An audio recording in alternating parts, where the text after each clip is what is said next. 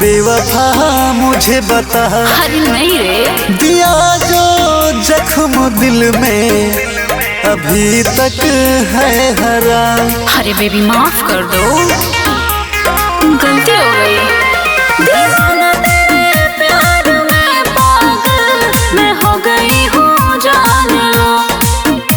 बना लो अब मुझको अपनी, ये मेरी बात मान लो।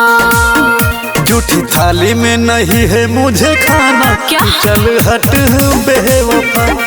आज आज तुझको मैं जाना, तू जा रहे बेवफा। ऐसा मत बोलो। Music by Saurabh Govil.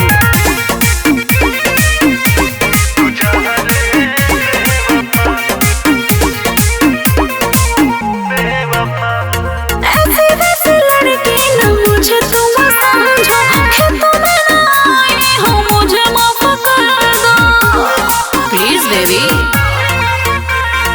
आज पता चला तू लड़की धोखेबाज है, मुझसे नहीं मेरे पैसों से प्यार है। ओह तेरी जाल में न फंसेगा दीवाना, तू चल हट बेवफा।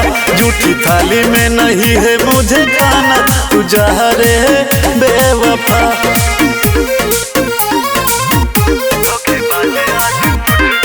Music by Saurabh Govil.